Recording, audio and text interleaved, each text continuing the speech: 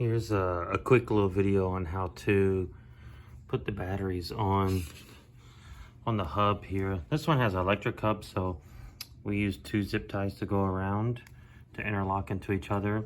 But if you have a regular hub, like what's here on the front, you only need 1 zip tie. So I've got 2 zip ties that go around the power bank here. You'll fit this in like so, and then you'll take the zip tie, go around the hub and interlock it in here, cinch it down.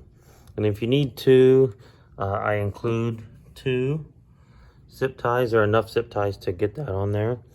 But I zip tie that around the hub, and then I have another video showing more about the power bank on how to weave it in and out. But you can see here with the spokes, you'll go over the zip tie, or over the spoke rather, under the zip tie.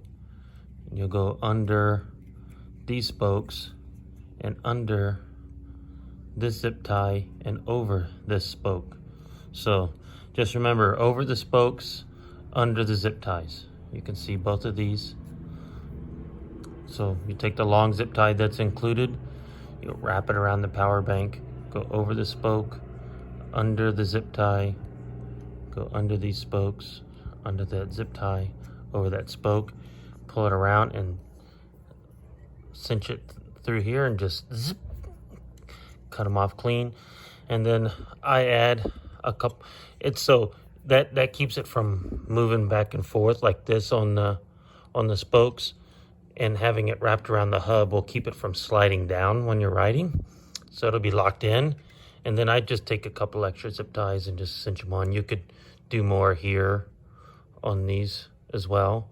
And I mean, you can see like that power bank's not moving, not going anywhere. It's locked on tight.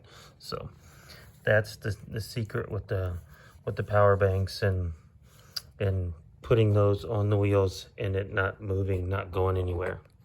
So there you go.